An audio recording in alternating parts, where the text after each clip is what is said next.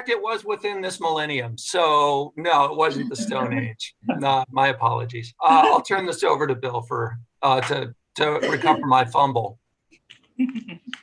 Hi, thanks everybody. My name is Bill Holmstrom. I'm the agency at DLCD staff. I'm with the agency's land use and transportation planner. Thank you for having us today. And hello, I'm Evan Manville. I'm a climate mitigation planner at the department. Awesome. Thanks for your willingness to join us to talk about work you guys are doing or have done, and let us express our thoughts and maybe ask you questions. And we'll start with a presentation from.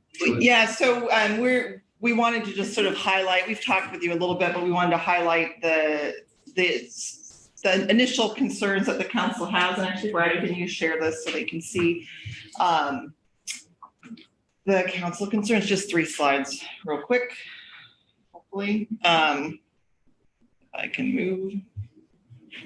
Arrow. How does this work?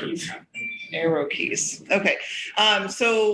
And I'll start and then others can chime in if they want to, but really the primary concern is that there's a lot of different rulemaking exercises that are going on that we are afraid are going to create unintended consequences, that they're not being super well coordinated with the different departments at the state level. And really that there doesn't seem to be much of an understanding that one size doesn't fit all. And we're going to talk a little bit about that in the next slides.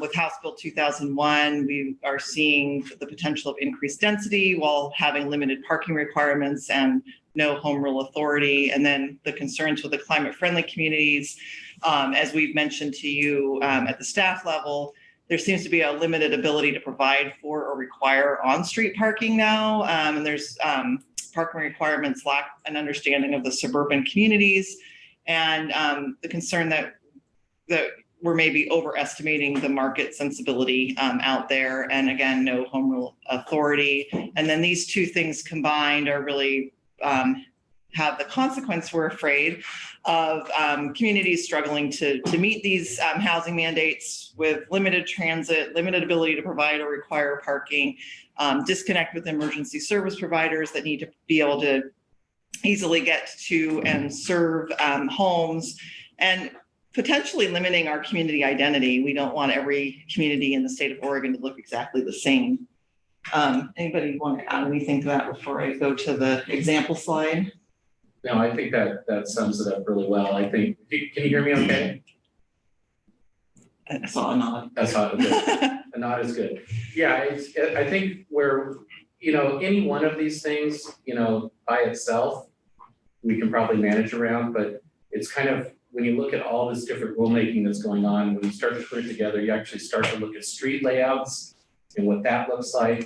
That's where we start to see some problems with this, and that's why we want to go over it with you. Yeah, and so this is an example that we just truly an example that we wanted to highlight. It's not fully real, but this is a real subdivision that was recently approved and is currently under construction. It's a 13-lot subdivision.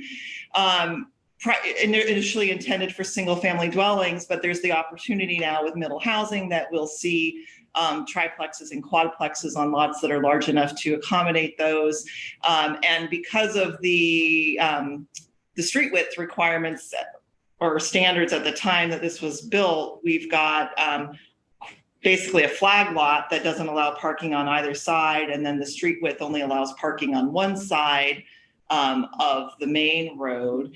And so we've put in very cartoonish shapes that represent cars that are essentially 20 feet long and about 8 feet wide to represent cars. And you can just kind of see that while all of these homes, for the most part, are providing the required off-street parking on site, it really leaves literally 5 parking spots on the street for 22 potential dwelling units to have to fight over when they have guests or friends or more than one family member that has a car. Tim, did you want to add, or anybody else want to add to that? I would also add too, and if everyone else feel free to jump in here, but yeah, so when you start to look at like where fire hydrants are place, and Julie, I believe this is a 28-foot wide street, correct? Yeah. Yeah, so it's a 28-foot wide street, and I know that's one of the standards that's being talked about coming out from the governor's executive order with fire department requirements, where we have to have no parking on one side of the street, and you have fire hydrants, and you start looking at driveway spacing when you have quads and triplexes out there. It really limits on-street parking. So in this particular case, we have 14 multifamily units in this model that we put together for you.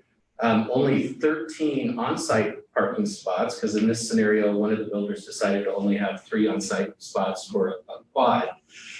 So there's a deficit of parking. And when you look at Sherwood, to give you an example, I have a slide that will go into this. We actually have, in Sherwood, we have 33% more cars per household than Portland, as an example. This is census data from the Census American Community Service Survey. So we're already behind, right? So we have an average of 2 cars per household. 35% of our households, I think, had 3 cars, 4 cars.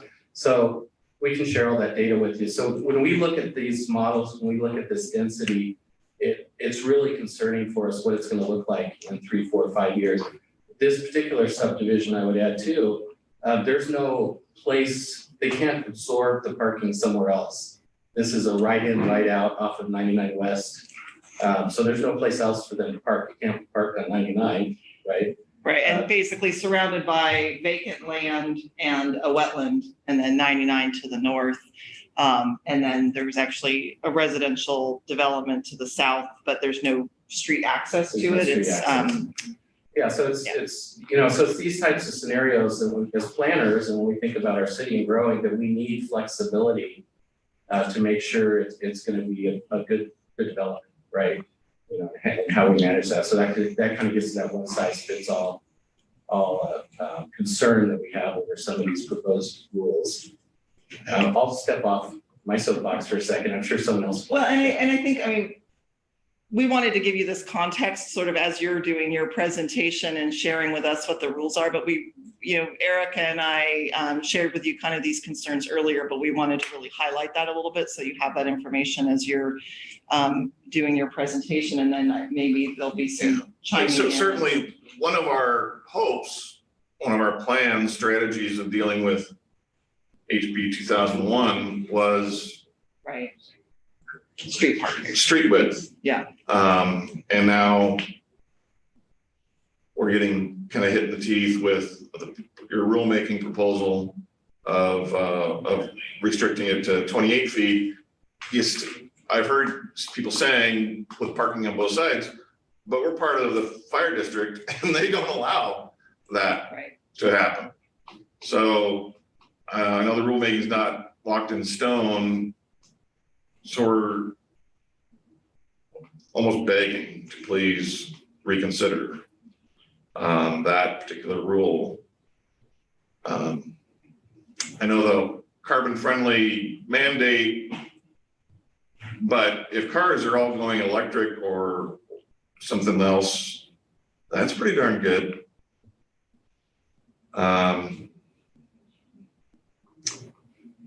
Yeah, I mean, for me, I think, sorry. Yeah, so we really would love that to change because we're a community of large families. Large families means children that become of age and they start driving, and it's going to be, it's going to be a battle in every neighborhood, for places to put those vehicles. Yeah, on the family front, I would point out too that Sherwood has the highest student per household ratio of any city in the state, and it's not by a little, it's by a lot. And a lot of reasons for that is because of our great schools, in our community here. So we have a completely different demographic that doesn't match many of the cities around us. So again, another reason why we're kind of concerned about the one size fits all rules. So give you guys a chance. Is there, any hope for any flexibility from your guys' side with that particular pending rule? Well, yeah, we have a presentation for you okay. folks, and we'll be able to talk through kind of where our rules are right now, just to so you have an understanding where we are in the process. We're coming up on kind of we call it the beginning of the end here. We've been going for about 18 months so far in our rulemaking process in September of 2020. And our commission will hold its first kind of formal public hearing on this. They've been having briefings all along and giving us guidance, so this isn't new to them, but their first formal public hearing on the rules will be at the end of this month, March 31st. And that will give them an opportunity to give us kind of direction and guidance on particular pieces of the rule that they would like to see shifted and changed before their second public hearing, which is going to be May 19th and 20th. And when we expect them to adopt the rules. So in that 2-month period, we can make changes to the rules. There's nothing stopping us from changing as much as or little as we need to, based on the commission's direction at the end of this month. So nothing's written in stone yet until the commission gavels down and actually approves the rules, which we expect to happen in May. We can change any piece of this as long as we can do it legally, obviously. Right. Okay. So that, the ones that I got previewed from you and your team at the WCCC earlier this year, just barely jumped out, because ultimately I find it's an attack on families. I find it will make it, as an elected official at this moment in time in my community, the biggest form of complaints that I get consistently from sources of conflict is between neighbors and people parking. And it's pretty good right now. And if the rules change, then that conflict is only going to increase. And I don't like creating conflict or be involved in being responsible for potentially creating conflict if I can avoid it. And then on top of that, if there's truly limited opportunities for, if the residents of a neighborhood or them themselves are taking up all of available parking and then maybe even flowing into another neighborhood, what happens when those people want to have family gatherings or gatherings with friends? It won't happen. If there is not opportunities for visitors. So we need to find support to find ways for communities to act like a community and gather in people's residences to celebrate milestones, have a game night, fill in the blank gatherings. I don't want everyone to say, oh, let's all go to the bar, or let's all go to the restaurant. I mean, I love, supporting local businesses is great. Absolutely support 100% that, but there's only so many community spaces for folks to turn around and gather if they can't get in their home with them. So. Can I add one more thing too? Because the mayor brought up a really good point about gatherings and stuff. We're also very considerate. Most of our community, I'm looking at the number, we have 20,000 population approximately. 9,200 people go out of the town to work. Most of them are going to the work centers in Hillsborough, downtown Portland, and Wilsonville. We only have 800 people that live and work in Sherwood, kind of the classic definition of a bedroom community. So that's a concern too, and we don't have access to transportation. We have a metro or a TriMet bus line that comes through town, but like an example of that subdivision, it's about a mile from the nearest bus stop. Most of our community is a long ways from a bus stop. So they don't have the option of commuting, mass transit or buses. So that kind of feeds into our concerns as well. I just wanted to point that out. So, do we want them to go ahead and share? Yeah. So why don't you guys go ahead and start your presentation? Thank you for listening to Absolutely. our Yeah. spiel. No, thank you for that. And I think, Evan, you put some extra slides in here to address the parking piece of it. And I can try to talk about some of the street width pieces when I get to my pieces of it as well. So I'll go ahead and get started here. And Evan is going to kick us off here with a review. So thank you for having us. This rulemaking, as you mentioned, is in part in response to direction from our boss and the state's highest elected official, Governor Kate Brown, who issued a climate executive order saying all state agencies needed to do more work to get back on track to what the Oregon legislature has adopted as Oregon's climate pollution reduction goals. So we were singled out to work with ODOT to reform Oregon's land use and transportation planning rules to make some progress. And in doing so, as we did so, think about equity and historically marginalized communities. So other state agencies are doing other things. This rulemaking is something that we're doing. Next slide. We are far off track on meeting climate pollution reduction goals. And so we need a serious course correction. On our current trends, we're going to miss our goal by 4 times. We're going to have 4 times as much pollution from transportation as the Oregon legislature told us to. And that has real world effects. Thousands of Oregonians are losing their homes in wildfires. People are dying during the extreme heat.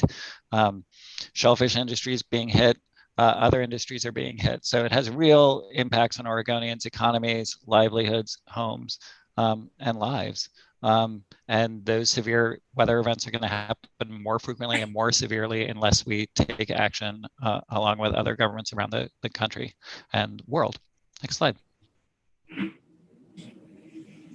The other piece of this rulemaking is inequity. Land use and transportation have a long history of inequity and discrimination. The decisions on where we've cited transportation facilities, what neighborhoods we've allowed to gain wealth through redlining and then exclusionary zoning has meant that certain populations have gathered a lot of wealth and passed it on to their ancestors and their ancestors. Why the average white household today has about 10 times the average wealth as the average Black household. So we've really made a lot of decisions, both government and privately, that have caused a lot of inequity. Next slide. The rulemaking is just focused on the 8 metro areas in Oregon where most transportation pollution happens, including Portland Metro. Outside of those, it doesn't really impact. Next slide. So can you have a rule? I mean, I know you probably won't, but love to have a rule where you would remove us from the Portland metro region. Or more likely, realizing that the outer limits of metro suburbs are very different than the inner core of Portland. Yeah. And having in the way that it feels like we've been treated over the last decade or so is the entirety of metro is kind of has this monolithic set of rules that applies to all of it. And yet the makeup of, like I said, out here on the edge of the suburbs and the edge of the metro area, or even on other parts of the edges, outside edges of all around, all the sides of the metro area are very different. From a transportation perspective, from a demographic, all of these things are very different. And so having these one size fits all rules is very challenging.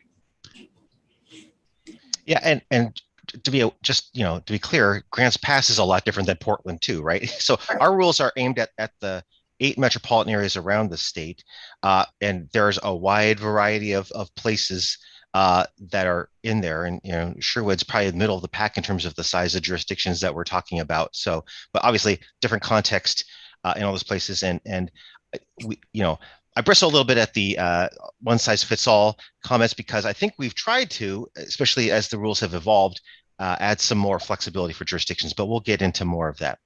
Okay, great. Okay, one quick question before you go on, because your forecast for transportation pollution, does that include the expected adoption of electric cars in the next 20 years? Yeah, that includes a lot of the electric cars. Don't solve it all. They're a wedge and they're an important part, but electric cars, the electricity comes from somewhere, and that somewhere is usually a polluting source. And coal is the big, coal and natural gas. We don't burn that much coal. I have solar panels on my place. But in Oregon, most of our energy is hydroelectric, correct?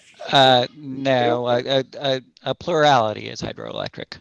But anyway, regardless, it is factored in, and it is an important part, but it is not. It doesn't solve the problem by itself. So, next slide. So we've been at this for a couple of years. We've engaged folks all along. We've had a very diverse advisory committee guiding us in our rulemaking. We've had a lot of regional workshops, a lot of practitioner workshops. The mayor mentioned a meeting he was in.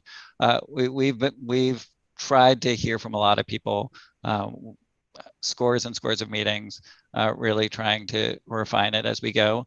And at the end here, over an implementation is we pass the ball to you all and you figure out how to best implement it locally. So the process doesn't end in May if it's adopted.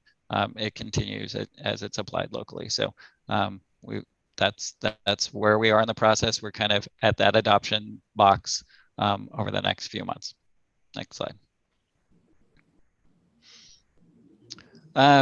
There are two main thrusts to the rulemaking. The first is having regions develop a plan that says, hey, how do we meet our part of that wedge of that gap of pollution reduction?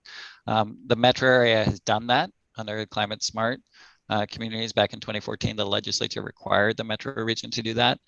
So you're not part of that. And the second piece is updating our land use and transportation rules, as we've been talking about.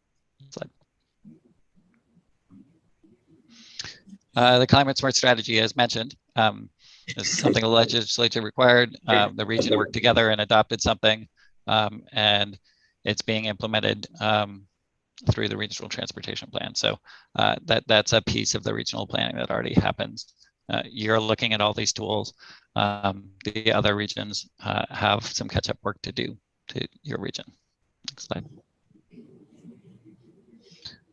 These are the 6 areas that our commission directed us to focus on updating our rules on. The first is kind of designating key areas where people can get around without having to drive or drive long distances to meet some of their daily needs.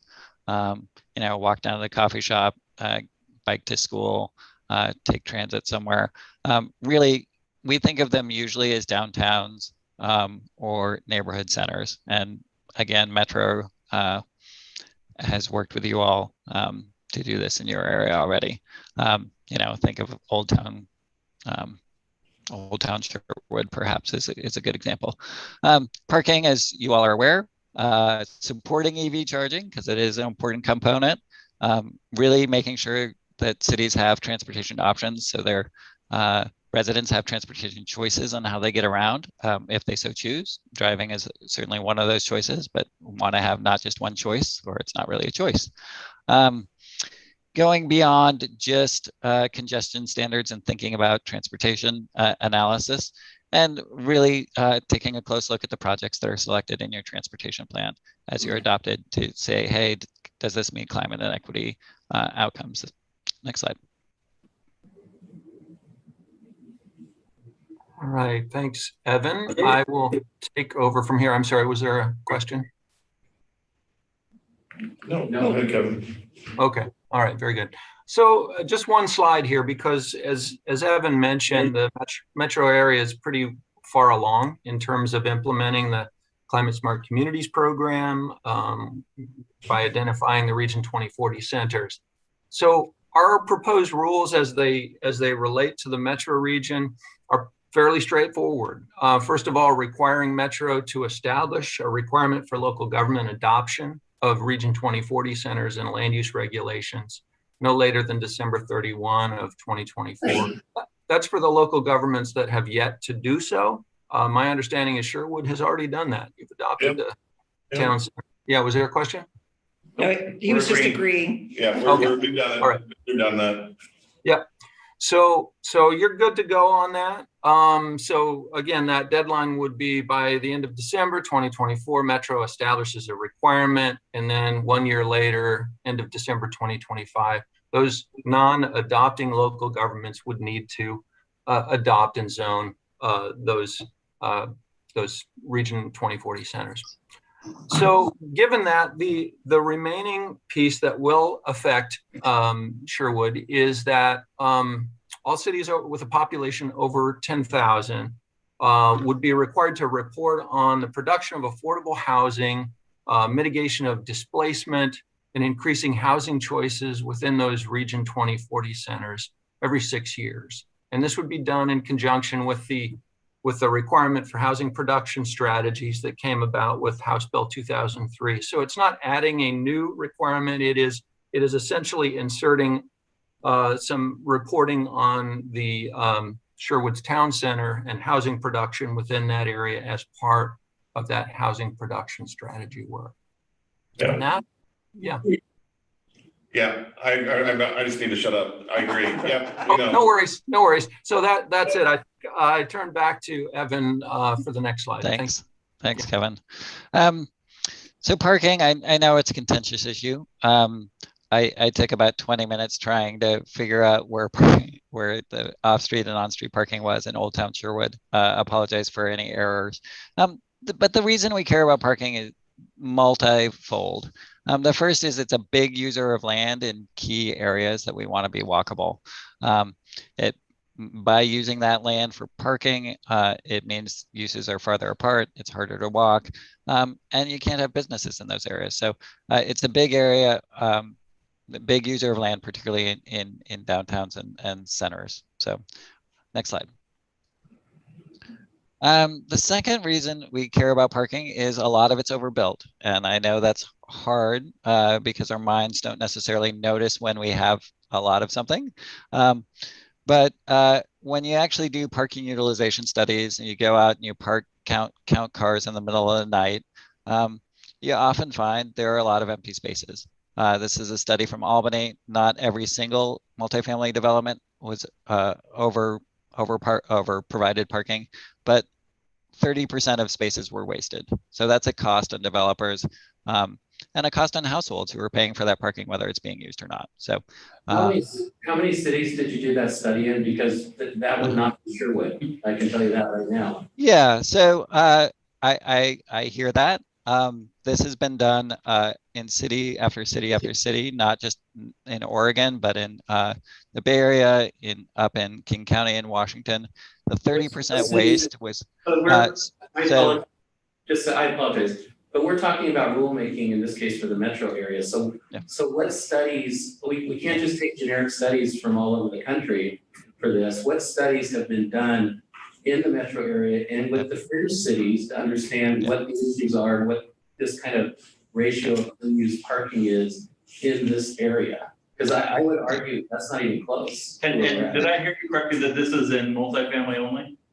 This study itself is in multifamily. Yeah. So I could take you to some of our areas where we have large swaths of multifamily units at night, and it's wall-to-wall cars everywhere. Okay. Yeah. So the other study that I have at hand is from Hillsborough. So it's, it's not, but I would note that when I asked the city if any parking utilization studies had been done in the city, there wasn't an awareness of them. So I am planning to come to Sherwood and to Cornelius in April and do a site visit to understand conditions on the ground. So I certainly understand. And Evan, I think your experience. The issue that I hear from my council and the community is not so much just Old Town or even multifamily, it's everywhere. And so that's where the concern is that, it's in the residential neighborhoods that we don't have a lot of on-street parking available anyways for. So make sure when you come out here that you're not just looking at the downtown, but you're looking kind of everywhere. So certainly we'll be in touch with you about good sites to visit and good times. Next slide. So a third reason we care about parking reform is that it's a trade-off. It's a trade-off with housing and other things. And so this is a study from Eugene that said, hey, if we can build a quadplex and provide 3 off-street parking spaces, we can make that pencil. But if we have to provide a parking space for every unit, we can only provide a duplex. So that's where a parking requirement precluded 2 housing units. And I think we're all aware of Oregon's housing crisis. and that it can be literally a trade-off between housing people and housing cars. So where would they park if there's no spot for them? So it's If you very. have units and 2 parking spots, where do the other 2? First of all, there's going to be in Sherwood, there would be more than 4 cars total for 4 units. But let's just assume there's just 1 car per unit. Where would the other 2 park in that scenario? So they would either park on street or they would be a carless household, and about 1/6 of all households are carless households. Not in Sherwood. So in Sherwood, 6% of your households are carless households, and so according to ACS data. So the census data, and I can share it with you, that we just went through today, that number is much lower. It's like 1.2%. So okay, yeah. well that's more updated data than we pulled a year ago. So the data I have from a year ago is 1/4 of Sherwood's households have 3 or more cars, 50% have 2 cars, and 25% have 0 or 1 cars. So it's well, I mean, I believe 1, but the 0 has got to be a very low number. So right? We just don't have the jobs in here to support that many people without cars in their homes here. I mean, you're talking about or the transit system to support that. So we can share with you the data we got from the Census American Survey. Yeah. And by the way, they have their new data for 2020 is coming out on the 17th of this month. Okay. Yeah, I certainly appreciate that. I'm happy to look at that data. Next slide. So the last reason we care about parking reform is providing a lot of something for free means that people will consume more of it. And this isn't, saying it's a huge effect in every area, as you all have noted. But providing a lot more parking means people will own more cars and drive more. And that's just, that's basic economics, but it's also backed up by the data. Next slide. So our draft rules, as I think you're aware, do 3 things. They take some best practices from around Oregon and say, hey, this is how you should think about counting parking spaces, some provisions for large parking lots, that sort of thing. The second thing it does is it has cities choose one of 3 options. The first is repealing parking mandates, something communities around the world have done for the last couple of decades. And we have pretty good data on how well that works. And options 2 and 3 are reducing parking mandates, but not eliminating them. Option 2 is saying, hey, in key areas and for certain types of development, we're not going to have parking mandates, or we're going to reduce parking mandates. And a city adopts some policies saying people pay for parking separate from their unit. So those people who don't own cars or own fewer cars aren't paying for parking they're not using, for example. And the third option is just adding more types and more areas where parking mandates are reduced. The last thing it does is populous communities do more parking management. I don't think any of that applies to you. There's the 25,000 threshold, and you all aren't at that, and that's just for parking maximums, which you already have. So. And I'll ask a question about that. So if part of the theory is that people want a car, they need to pay for the additional parking on top of the car. I mean, from an equity point of view, especially economic equity, beyond housing prices, transportation costs are the second largest cost for our low-income families here. And we're in an area where there's not a functional mass transit option for them. So we're asking them to spend more to live in our community. Yeah. I can send a memo about this. The short answer is people are already paying for parking. And right now they're not paying for it up front, but they're paying for it in the cost of goods or in the park of housing, or in getting paid less because their employer is taking that cost of parking. So the cost of parking is the same, and it's just who's bearing that, and at what stage in that people are bearing it. So low-income people are paying for parking whether or not they're paying for it. separately or not. Are you suggesting that the owner of an apartment building is going to lower their rental rates in a market environment because they're charging for parking? That is the experience in places that have unbundled parking around the country. Yes, that is exactly what happens. That apartment buildings without the parking provided cost less. They pay $200 less in rent in Minneapolis. New places that unbundled the parking from the unit. So I'm not saying that individual markets vary. Individual markets and owners will vary, but there's pretty clear data out there that yeah. So do you have data from Oregon on that? I don't really care about the rest of the country.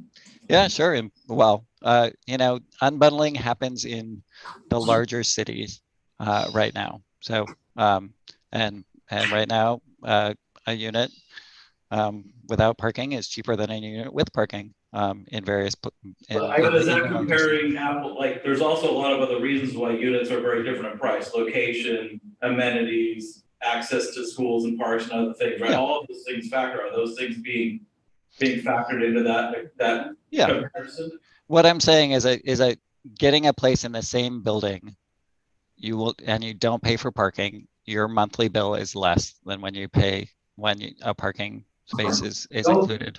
No argument on that. I agree with that 100%. I think what we're trying to say is a building owner is going to charge market rate for that apartment and then charge you more for parking if they're allowed to do it. They're not doing that. They're not going to lower. Are there studies that show that when they adopted this, that rental rates came down for people that aren't getting that parking spot?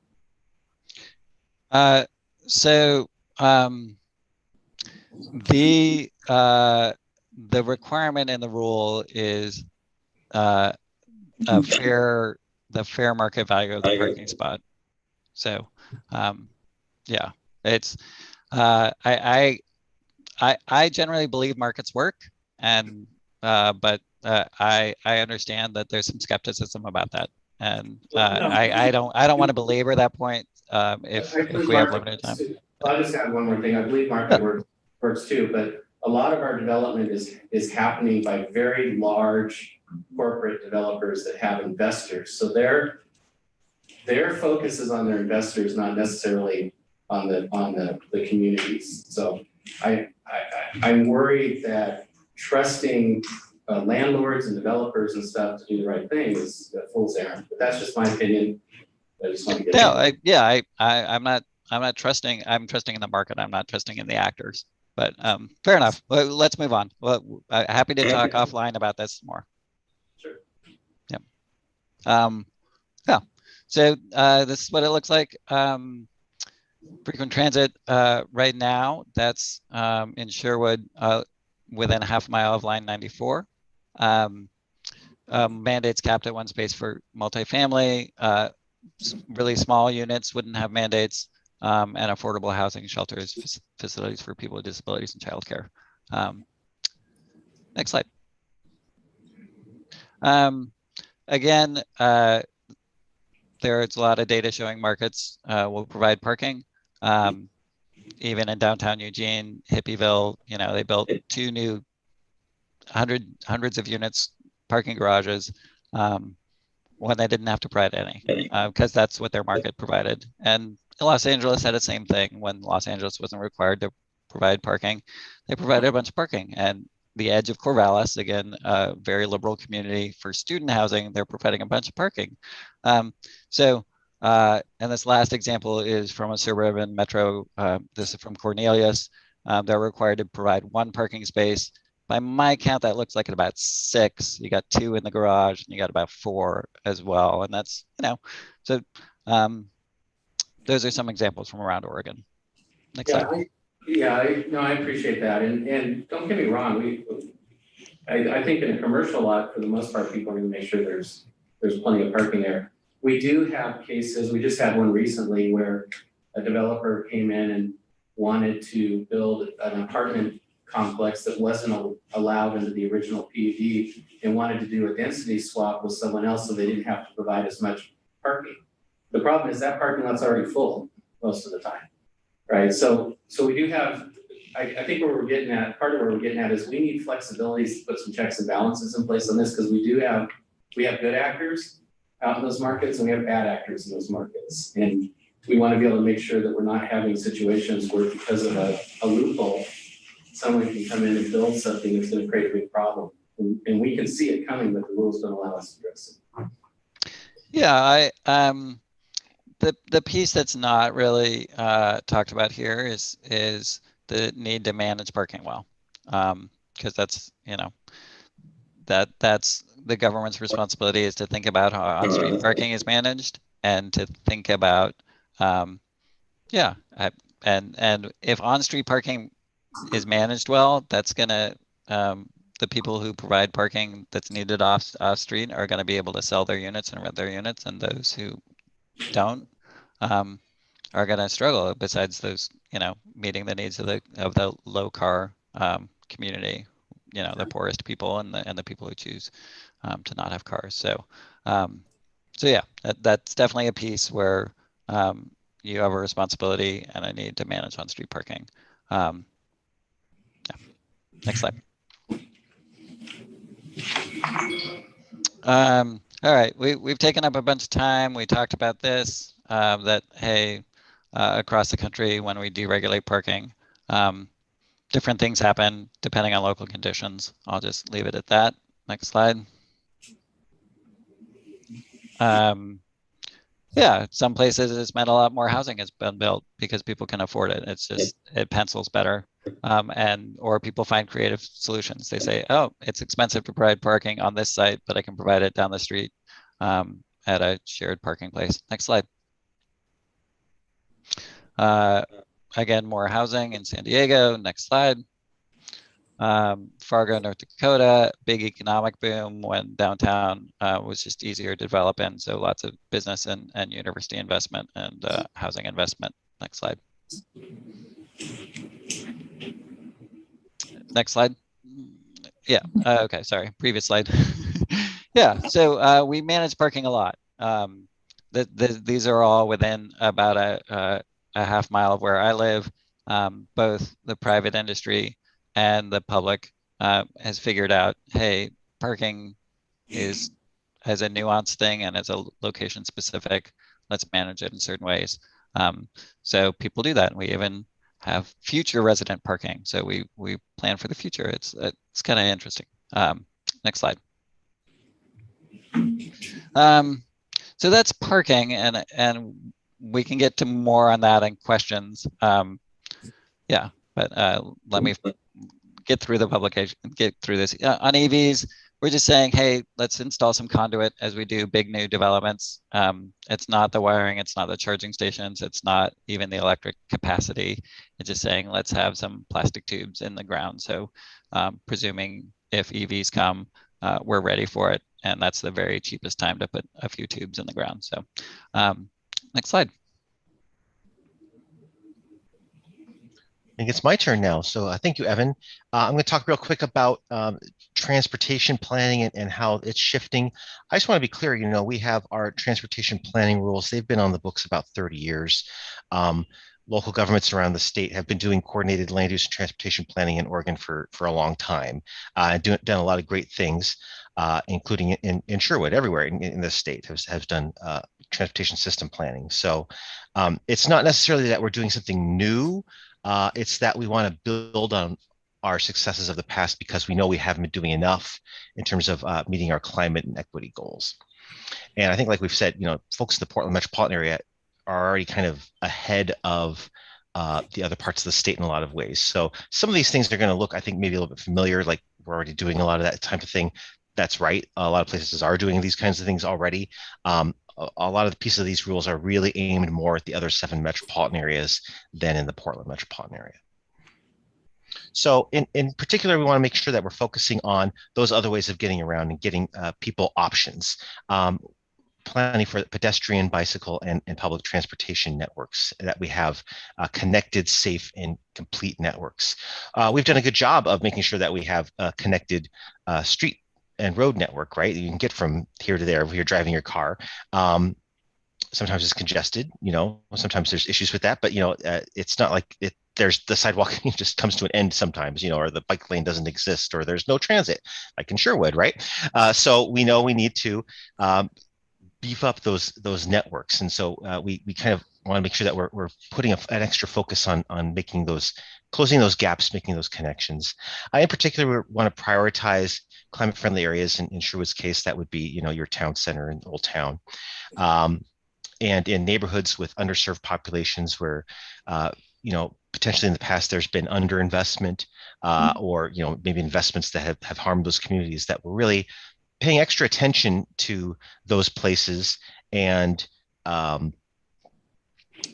listening to people there. And that's a big thrust of these rules as well, is asking local governments to really listen to people who maybe haven't been participating in these decisions in the past, and really listening and making sure that the outcomes of our decisions aren't harming those communities. And then of course, access to key destinations. Right? It's really important that people are going to be able to get where they need to go, whether that's shopping or their workplace or medical appointments or school. So it's really important that we're making those connections. Let me see here. Bill? Yeah, you bet.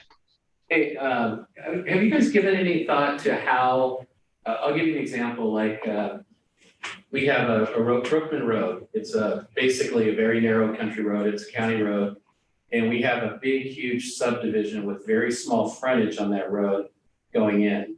Has there been much thought given to how we pay for upgrades to those roads? Because the developer, the way it works now is it's through SDCs. We get SDCs from the developer, and then road improvements happen, or they get a credit back because they did the improvement for us, whatever it is. But there's a mile and a half of road between that and 99 that's still narrow and dangerous, right? Yeah. And we don't really have a mechanism to go out and put the sidewalks in, make it safe, make it wider for all the traffic that's going to. Has there been any thought about other funding mechanisms or other ways of approaching that? Yeah, our rules, SDCs are outside of the authority of our commission. They're set by statute. There's certain laws around how those work. Other financing mechanisms, our rules are written to give local jurisdictions a lot of flexibility in how they figure out how you finance it. And different jurisdictions do it lots of different ways. In Washington County, for example, you've got MISTIP, which does, property tax levy for transportation system improvements, which is unique across the state. We don't have that anywhere else. So, we try to allow local governments to, have a lot, we don't bound you in how you make your decisions about how you get that revenue to fund those improvements. Our rules talk about how local governments need to go through the process of making decisions about what's the highest priority once we get those funds, and how do we make sure that's connected to land use. And that's a great example, right? You've got a subdivision going out where out an old county facility which is not built to modern standards, right? Where you don't probably want to ride your bike or walk down that very well. There's certainly no transit out there. That's not a great situation. I think in the future you want to be planning for what's that going to look like once we can find the resources to upgrade that. What's that going to look like? What's more important to, what's the next place to fill in the gap to make sure that we're getting closer to completing a complete network for those facilities. I think that those are the kinds of decisions you need to be making, but our rules and we just don't, that's not within our commission's authorities, is really to talk about that financing piece of it. Well, I was just curious, because we are planning for that. There's no question about that. Sure. It's just the way with the annexation rule changes and the way things are getting chunked, and the developers have more control over that pacing. It's harder for us to get in front of it. So. Yeah, and we don't have any say in annexation law at all either. That's outside of LCDC, and that interacts in very weird ways that frankly we would love to fix a lot, but we just don't have any control over that. So that's another item that's coming in that's impacting this, but we knew you weren't involved in that. Yeah. Just real quick, some other pieces of transportation system planning. We setting out some sideboards for local governments to select projects based on a variety of prioritization factors. Climate's one of those, but also we want to make sure that equity and listening to we require you to listen to underserved communities within Sherwood to make sure that they're part of that decision making. But we also provide for the community to select a whole range of other prioritization factors around access, safety, all sorts of things. That's up to you how you make those decisions about how you prioritize it. But at the end of the day, they need to be working toward meeting overall the climate goals, and exactly the mechanism of how that's going to work. We're still kind of working through the details of that last piece of it, but I want to be clear. This is one of those places where we're providing local governments kind of the framework, but how it's going to work in Sherwood is going to be different than in other communities in Washington County or across the state. And we understand that, and we've tried to provide a lot of flexibility there for local governments and what's important in Sherwood. And then the other piece of it is how we measure success in the transportation system. Right now, we don't have a lot of good tools for how to say we're doing a job building out our transportation system. We basically can say how many cars are moving through an intersection during a peak hour. That's the main tool that we have to measure success. That's an important one. I'm not saying it's unimportant, and you can still use that. We're saying we also need to look at other things as well. And this is, again, we're not prescribing any other particular measure, but we're saying you need to look at something else as well, whether that's safety, whether that's access, whether that's looking at pedestrian and bicycle modes of travel, getting around. We're just asking local governments to broaden their look at that a little bit. And we're going to have some tools, I think, coming out hopefully pretty soon, working together with ODOT on how local governments can do that successfully. Yeah, I don't know if this is someone else's slide. Yeah. So because a lot of the rules you've already met through Climate Smart and other things, this is kind of things that you would be asked to do on the current time schedule. Those things beyond the first bullet are you can, sorry, the parking reform approach. The second bullet is something you could propose a work plan to the commission if that timeline was too tight. And everything in the rules, I'll say this, there's a provision in the draft rules that say, hey, Metro, the regional government can offer up a proposed approach that would meet the same goals.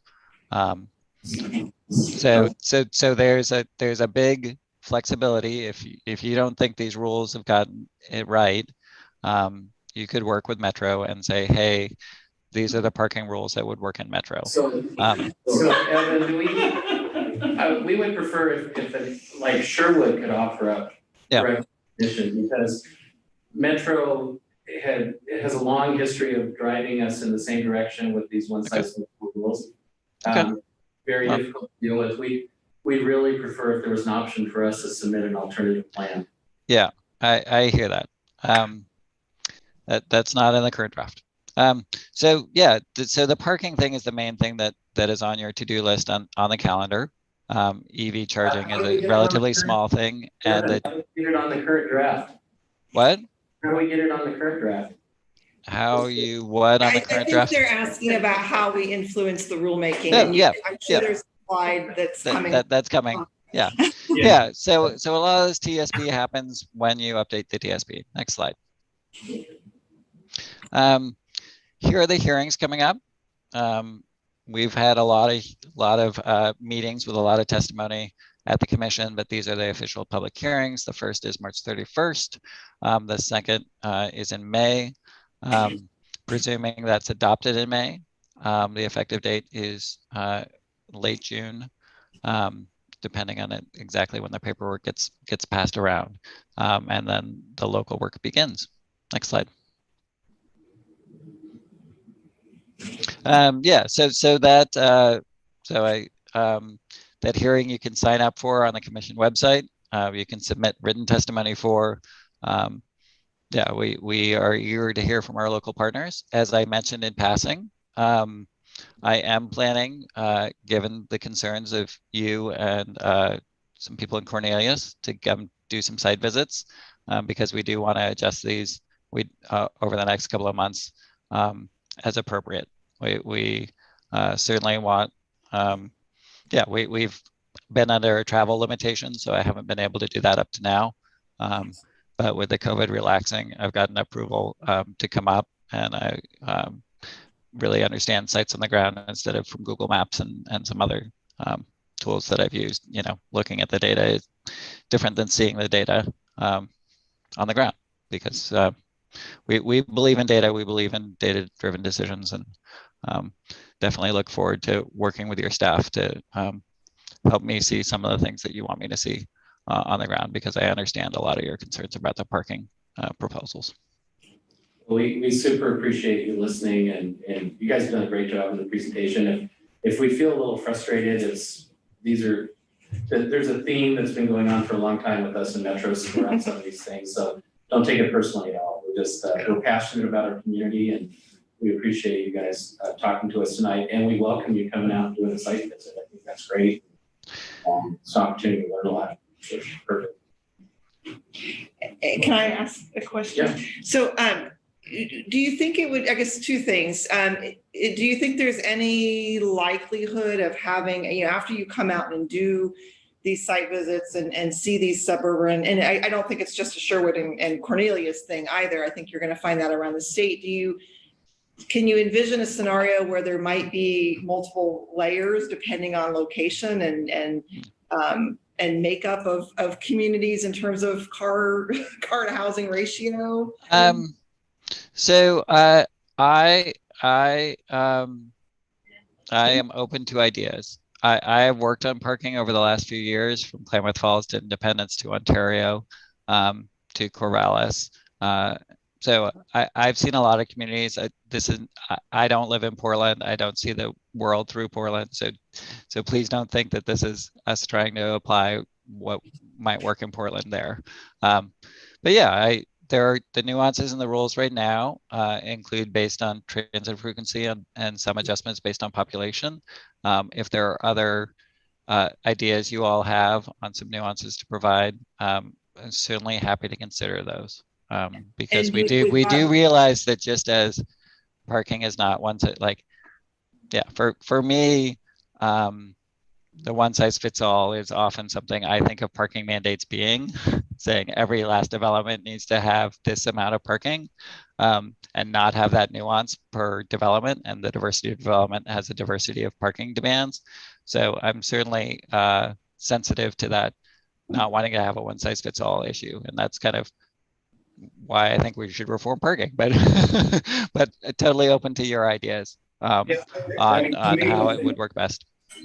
I mean, to me, I think access to transit opportunities has to be a factor that has to be considered in the variability of rules, right? And not just, oh, we have a transit hub in downtown that, you know, one bus line comes through every half an hour. That's great, but it doesn't go very many places. Right. If I work in Beaverton, if I want to get to Beaverton, I have to do 2 transfers, and it takes me, you know, almost 2 hours. Like, yeah, sure, I can walk a mile and get on a bus, but it's completely illogical and impractical to do that, right? So it's not just about there being a bus, it's also about the bus doesn't go where, you know, half the people need to go sometimes. Our bus goes to Old Town, it does not hit our residential areas at all. Right, and even if you leave town, you can go to Beaverton Transit Center, or you can go to downtown. But you can't, there's no crosstown, you can get to the east side, you can't get to Hillsborough or Beaverton very easily. It's very, very inconvenient. Yeah. And that needs to be factored in. Yeah, I certainly understand that. And I would also note that one of the things we've striven to do through this is really think about the people who aren't in the room. And traditionally our land use planning decisions have been made with relatively affluent, relatively well-off people who own more cars than the average. And so we've worked to get to those voices and think about those people's needs as well, which is a hard exercise to do. But that's some of what we're trying to think about as well. So are we. Well, I appreciate you saying that you're not looking through this through the Portland lens, because I tell you, all these rulemaking from transportation to housing, it really looks like they're trying to Portlandize all the suburbs. I mean, it really does. Yeah, and there's just the frustration of, I avoid the entire town of Portland now. And not because of pandemic days or homelessness challenge that they see more of than other parts. But if you want to go into, there is so little opportunities to park in neighborhoods, to visit friends. It just, why bother? So I don't visit friends in Southeast Portland. I don't visit friends in North Portland. I haven't come out to see me. Awesome. Well, I look forward to doing that myself. Anyway, thank you all for the time tonight. Or if there are further questions, happy to hear them. Otherwise, I will transition to getting my kids to bed. I appreciate you moving this to 6 o'clock. Thank you. Yeah. And then can one of you guys email me your presentation so I can get it to our city recorder as well? Thanks. I'll do that. You bet. Thanks, Bill. Thanks, Evan. Thanks, Kevin. Really guys. appreciate it. Thank you. Thank you. So with that, we'll adjourn.